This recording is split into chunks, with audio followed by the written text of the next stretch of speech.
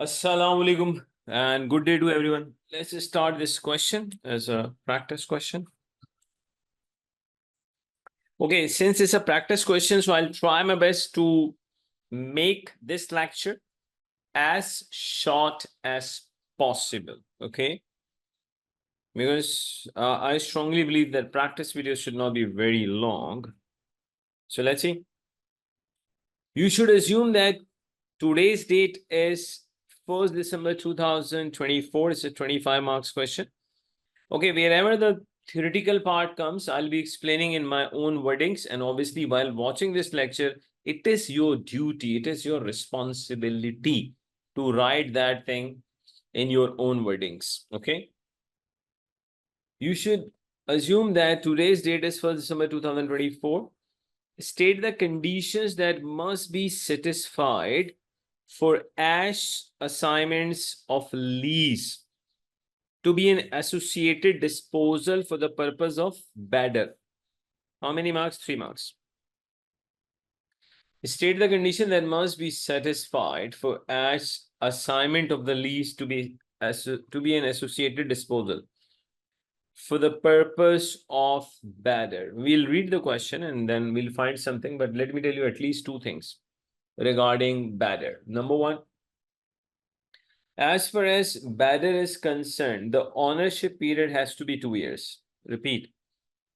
As far as badder is concerned, the one condition, definitely it has to be met. That is, ownership period must be 2 years. That's number 1 condition. Second, when they're saying associated disposal means, for example, let's say you are a partner in the partnership firm, and let's say you have given an asset to the partnership to be used in the business, and let's say you're not charging any rent for that asset. Now you have decided to sell your interest in the partnership. You have decided to sell your holding in the partnership. Along with that, you have decided to sell that asset also. That is called associated disposal. Provided that if your holding in the partnership is qualifying for badder, then obviously associated disposal will also qualify for badder. So we'll read the question as well, and then we'll find if there is any other condition, but at least 2 things. Ownership period of the lease has to be 2 years, and your main holding disposal has to qualify for badder, then automatically associated disposal will also qualify for badder. A2, calculate ASH capital gain tax liability for the tax year 23-24 on the assumption that assignment of the lease does qualify for an associated disposal and badder will be claimed where possible. The following lease percentages they have given for 37, 48 years or 46 years, 7 marks. Discuss in detail whether the Volcan partnership may be required to register for VAT. Advantages, disadvantages for the business registration for VAT, 7 marks. And obviously we'll be discussing this, but let me tell you one thing. Students, listen and listen to me carefully. I want every one of you must try to memorize advantages and disadvantages of a business becoming, getting a registration with VAT authorities. Please, I want every one of you to memorize advantages. I don't mind if you memorize them from the answer of this question or from anywhere, but please, I really want every one of you to must memorize advantages and disadvantages of VAT registration. 3 marks then for part C. Set out the matters that ASH should consider when deciding whether or not to make a claim to reduce payment on account of the income tax, which is due on 31st January 2024, 3 marks. We'll be discussing this also, inshallah. Let's read the question. If we can find anything else for point number 1, I've already discussed 2 conditions. Then A2 is numeric and rest of the part is entirely theoretical. I'll be explaining the theory part in my own wordings to save the time. You should assume that today's date is 1st December 2024. Okay, we assume. ASH requires advice in respect of The availability of BADR, business asset disposal relief, in respect of assignment of a lease and potential capital gain tax liability. The requirement for his partnership to register with the VAT authorities. If you see, again, they have just mentioned the requirements, and that's a normal tradition in ATX. Ash is resident in the UK, had a taxable income 29,000 in the tax year 23-24. Okay. Was the owner and the managing director of Lava, owner and the managing director of Lava Limited until 1st May 2023. When he resigned and sold the company, was the owner and a managing director of Lava. Until 1st May 2023, when he resigned and sold the company, is a partner in the Volcan partnership. Okay. As disposal of capital asset in the tax year 23-24, the sale of the shares in Lava Limited resulted in a capital gain 2,35,000, which qualifies for BADR. Okay. The gain which qualifies for BADR attracts the capital gain tax rate 10%. And first you have to calculate CGT liability on a gain which qualifies for BADR. Another thing is, when you have two gains, one which is qualifying for BADR, another which is not qualifying for BADR, the gain which is not qualifying for BADR, we will deduct annual exempt amount from that gain. If you have any losses, current year brought forward capital losses, we'll deduct from a loss which is not from a gain which is not qualifying for BADR. But when it comes to applying the tax rate, calculating the CGT liability, CGT rate, first you have to apply on a gain which qualifies for BADR. An applicable tax rate on a gain which qualifies for BADR is 10%. And the limit of the BADR for the entire life is £1 million. Ash has signed a 37-year lease on a property for 1,10,000 on 1st May 2023. Okay. Ash sold 2 hectares of land 1st October 2023 for £30,000. So whenever a question comes like this, 2 hectares, 3 hectares, it's a part indication of a part disposal. Ash sold quoted shares, made a capital loss of 16,500. Okay. The lease. The lease was previously assigned to Ash for 31,800 when it had time period of 46 years. The property has always been used by Lava Limited for the trading purposes. Okay. Lava Limited paid Ash rent equivalent to 40% of the market rent in respect of the use of the property. Very important now. Basically, if we talk about now the first point, state the conditions for BADR. So you can simply write the conditions that disposal of shares in a Lava must qualify for BADR. Because if the disposal of shares in a Lava Limited is not qualifying for BADR, then obviously associated disposal will also not qualify for BADR. So condition number 1 for the BADR is disposal of shares. Disposal of shares. I think they have also mentioned that it had qualified for BADR, things like that. It was here. Sale of shares in Lava Limited resulted in a capital gain 2,30,000, which qualify for BADR. So number 1 condition is disposal of shares in Lava must qualify for BADR, which is happening. Second is the ownership period of the lease has to be 2 years, I think, which is the case. And then simply when there's simply then when Ash is selling his holding in Lava Limited, so basically along with that he has to sell the property also.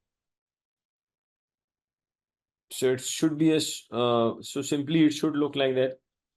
Ash is basically selling shares in Lava and the lease as a part of, simply you can say, no more be a shareholder and a managing director of this company.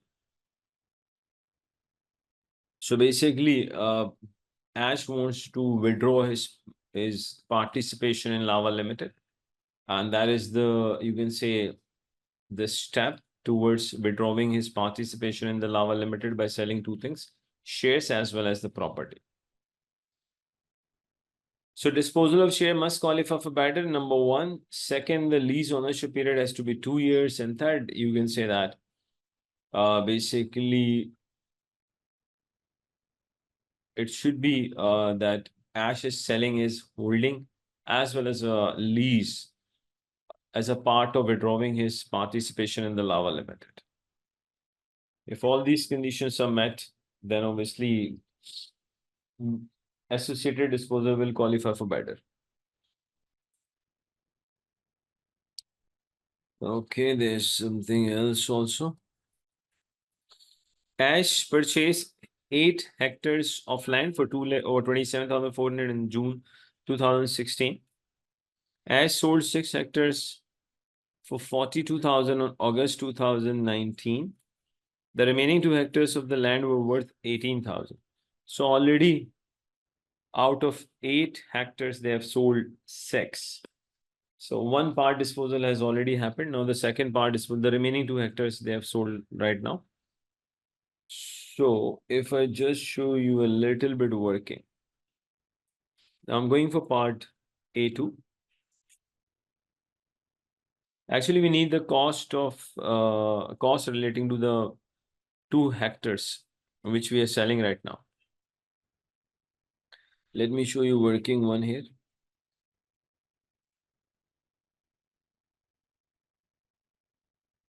Ash purchased 8 hectares of land for 27,400. Okay. Ash sold 6 hectares for 42,000. At that time, the remaining hectares had a value of 18,000. It means that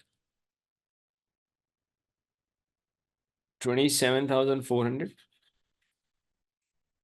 The way back disposal proceed upon disposal proceed plus the market value of the remaining parts. Let me use the calculator. 42 plus 1860. I'm getting 19,180.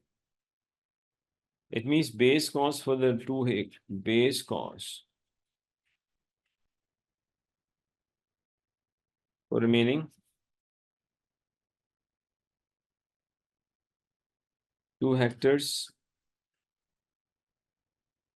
27,400 minus 19,180.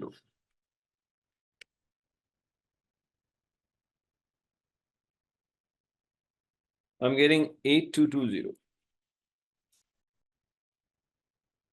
Now, if I show you working two,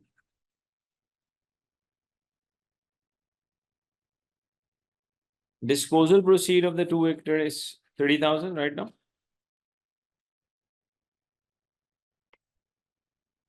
Less the cost from part 1,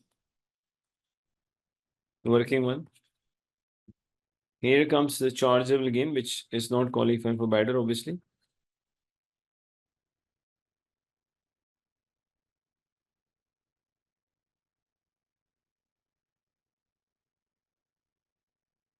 $30,000 minus this. 8220. 27,080.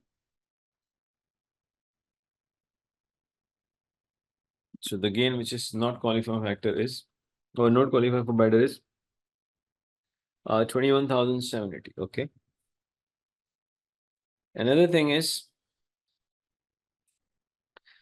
since Ash has given a property to Lava Limited to you to be used in the business, but he was charging 40% of the 40% rent of the market. He was charging a 40% of the market rent. It means that 40% of the property was used as an investment property. And obviously, investment property will not qualify for better. So you can say that 60% of the gain on this property, on this associated disposal will qualify for better, but 40% will not. Because Ash was charging a 40% of the market rent. So let's calculate gain or loss on this lease assignment. Working 3.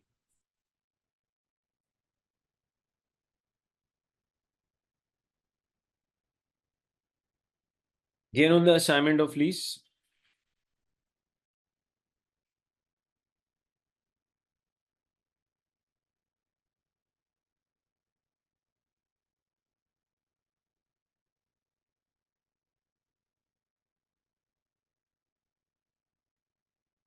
They have sold it for. Ash assigns a 37-year lease on a property for 1,10,000.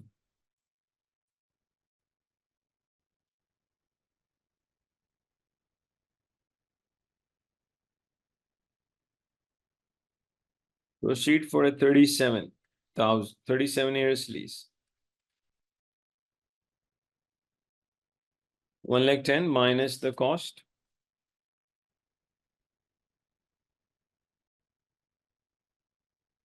Originally, the lease was bought for how much? 31,800 for 46 years. Now, just 37 years are left.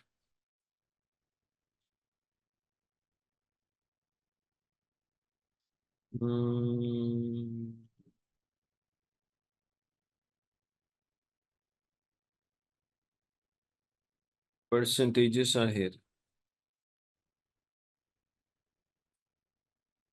So 31,800 multiplied by 93.497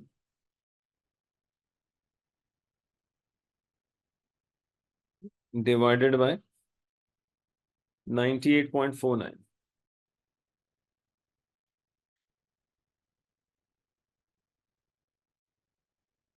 Let me use the calculator.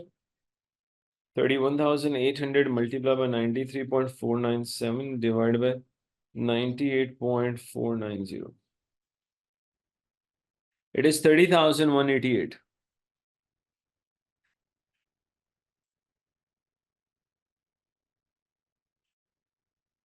Here comes the chargeable gain. 79,812. Out of this chargeable gain, 60% qualifies for better and 40 does not qualify for better.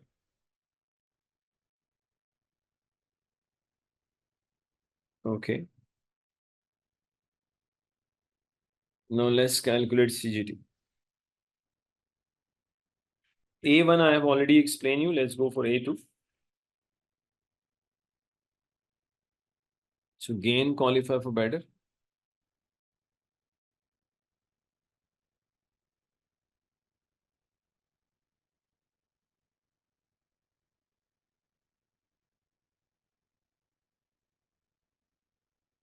Or simply gains not gains qualify for better, gains not qualify for better. Gain on the sale of shares in Lava is qualifying for better. It is mentioned in the question, and the amount of the gain is 2,35,000.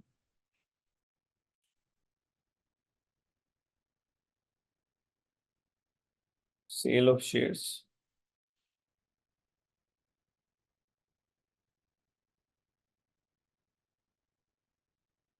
Okay. Out of this 79,812, 60% qualifies for better, but 40 is not qualifying for better. And that is working 3 if I'm not wrong. Gain on assignment on lease, gain on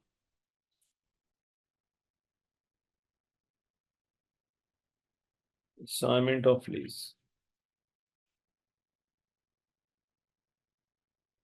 79,812 into 60%. 79,812 into 40%. If I take 60% of 79,812, I'm getting 47,887. If you take 40% of the 79,812, we are getting 31,925. There are other gains as well, which we have calculated.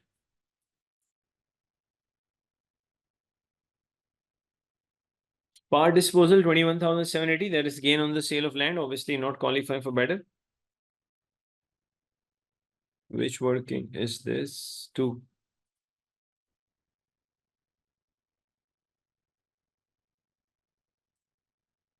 Gain on sale of land.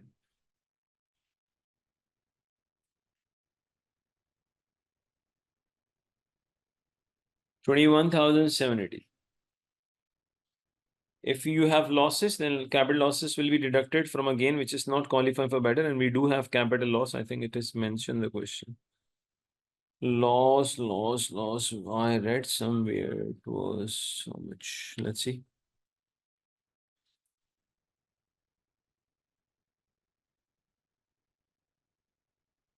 We are having a current year loss 16,500.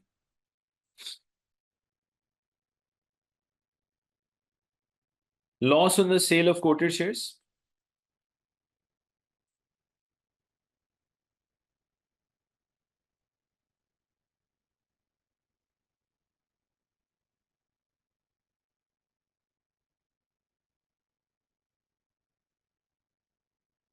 Two lakh 35,000 plus 47,887. We are getting 282,887. 31,925 plus 21,780 minus 16,500. We're getting 37,205. Annual exempt amount will be deducted from a gain. Yeah, let's net chargeable gain. Annual exempt amount should be deducted from a gain which is not qualifying for better. And we know that now annual exempt amount limit is just 6,000.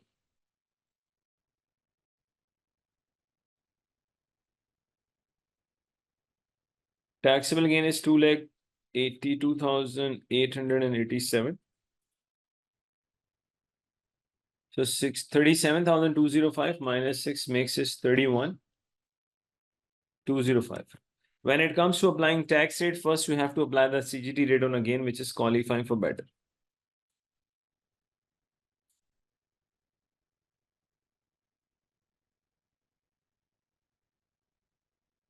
Gains qualifying for better.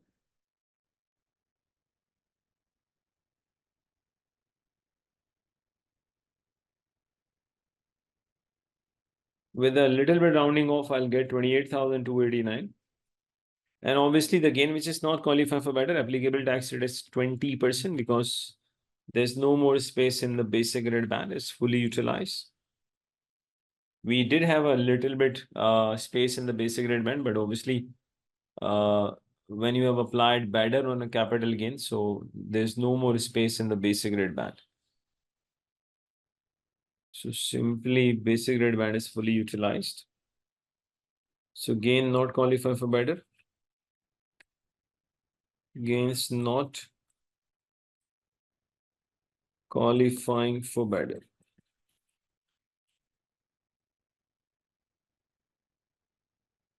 31,205. Applicable tax rate is 20%. I'm getting 6,241. Here comes your CGT liability.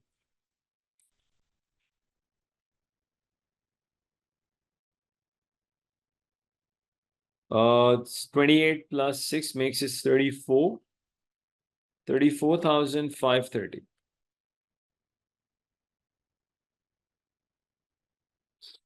Okay.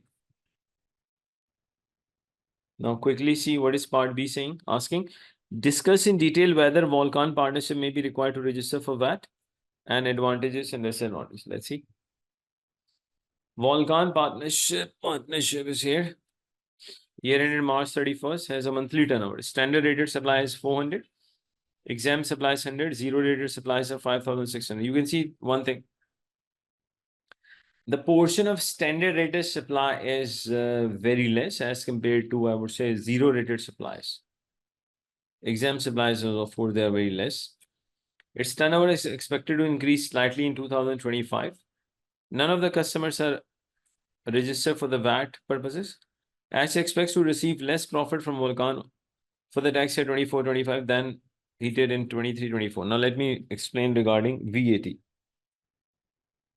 Actually, whether Volcan Limited may be required to register, it is simply very simple. if the taxable supplies means standard rated plus zero rated. If the taxable supplies cumulative total of the previous 12 months or less exceeds 85,000, taxable supplies means that is zero rated plus a standard rated. If the taxable supplies total in the previous 12 months or less than 12 months cumulative is exceeding 85 and plus next 12 months total is exceeding 83.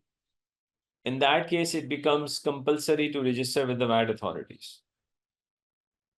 Previous 12 months total exceeding 85 and the next 12 months exceeding 83, then VAT registration becomes compulsory. If this is not happening, then still registration is possible, then it will be a voluntary registration. And if I just talk about Volcan Limited, and if they get registered with the VAT authority, they will be having a seriously really good benefit. The benefit is majority of their supplies are zero rated. It means they will be able to get, they will be able, obviously, once they get registered with the VAT authorities, so they are in a position to all the time they will be having a VAT refundable. Because standard rated supplies are very less, and there's another possibility of there's a possibility that if they pass the de minimis test, then obviously all the input on standard zero and as well as input paid on exempt supplies will also be recovered.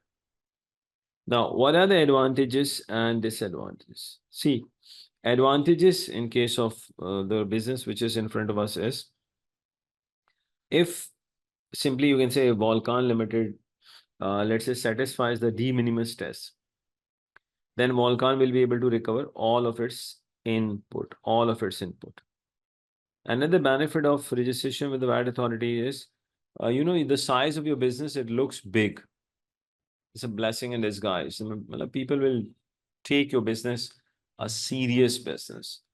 It simply, your business looks bigger to others if once you become registered with the VAT authorities. That is also an advantage. What are the disadvantages? Obviously, registration will bring additional administration work, and failure to meet that additional work regarding that. Failure to meet that means you have to bear financial penalties. Another thing is, which is mentioned, the question is, Volcan Limited, basically Volcans, which is a partnership. Volcan's customers are not registered with the VAT authorities. It means that if your business becomes registered with the VAT authorities, then things will become expensive for your customers.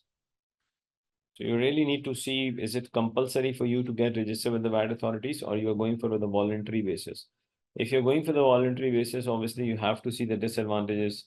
One, the administration work is increasing. Second, your customers are not registered with the VAT authorities, so things will become expensive for your customers, which can cause of losing the customers. So things like that you have to just mention. Last part, set out the matters that Ash could consider when deciding whether or not to make a claim to reduce the payment on account, which is due on 31st January 2024. Now listen.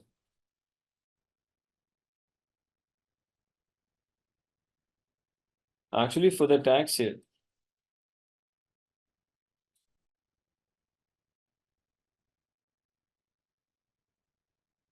your first payment on account is on 31st January during the tax year. Now listen. Actually, this first payment on account depends on the previous tax year, which is 23-24. Previous tax year income tax liability minus,